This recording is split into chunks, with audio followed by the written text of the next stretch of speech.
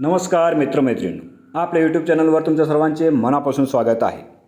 आपण हे YouTube channel यासाठी सुरू केलं आहे की सामाजिक विषयावर आपल्याला थेट जनतेसमोर आपले मत मांडता येईल. आजकाल सोशल मीडियावर सो कॉल्ड इन्फ्लुएन्सरचा खूप सुळसुळाट वाढला आहे. त्यातलाच एक भाग म्हणजे लॉ ऑफ अट्रॅक्शन. हे इमॅजिन करा, ते इमॅजिन करा, तुम्ही अगदी तसेच बनाल. पण विचार करा, या गोष्टीमध्ये खरंच तथ्य आहे का? काही दिवसापूर्वी माझ्या बघण्यात एक व्हिडिओ आला.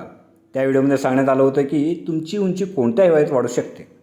तुम्ही फक्त रात्री झोपताना सतत म्हणायचे की माझी उंची वाढली आहे, मी 2 इंच उंच झालो आहे. तुम्ही त्याच पद्धतीने कपडे देखील विकत घ्यायला सुरुवात करायची. मला वाटतं या पद्धतीचे व्हिडिओ बघून लोक मानसिकदृष्ट्या कमकुवत होण्याची सुरुवात कुठेतरी झाली आहे. काल्पनिक गोष्टी ग्राह्य धरून आपण वास्तविक जीवनात त्याचा समतोल कसा बसवणार? अनेक यूट्यूबच्या व्हिडिओद्वारे या इन्फ्लुएन्सरकडून अशा गोष्टी सांगण्यात येतात की तुम्ही रात्री झोपताना 21 दिवसापर्यंत तुम्ही एखादी गोष्ट सोडण्याचा निर्धार करा आणि ती सुटेल. हे 21 दिवसाचं गणित कुठल्या तज्ज्ञांनी मांडलं मला माहीत नाही, परंतु या गोष्टीत काही तथ्य नाही हे तितकंच करा. आपले राजे शिवछत्रपती जर घरात बसून विचार करत राहिले असते की मी स्वराज्य स्थापन केलं आहे आणि ते आता कसे स्थापन होईलच, तर खरंच आपलं इंग्रज स्वराज्य स्थापन झालं असतं का? खोट्या आशा, खोटे स्वप्न बघण्यापेक्षा राजे शिवछत्रपतींचा इतिहास वाचा, अनुभवा आणि त्या दिशेने वाटचाल करा. सह्याद्रीचे कडेपटारे आजही महाराजांचा तो अभूतपूर्व इतिहास किती अभिमानाने सांगत आहे. फक्त एका जागी बसून आपण विचार केला आणि ते तसे झाले, हे जर सत्य असतं तर महाराजांना शाहिस्तेखानाच्या महालात घुसून त्याची बोटे छाटण्याची गरजच पडली नसती.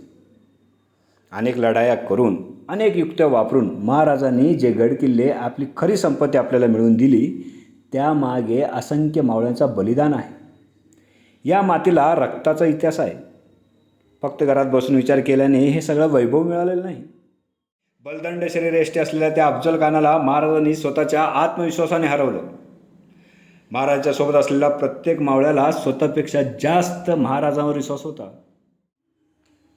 आपल्या माणसावर, आपल्या संघटनेवर विश्वास, भरपूर मेहनत, एखादे काम हातात घेतल्यानंतर ते पूर्ण करण्यासाठी असणारी दूरदृष्टी, आत्मविश्वास, गनिमी काव्याने शत्रूला मात ही आपल्या महाराजांनी आपल्याला दिलेली देणगी आहे.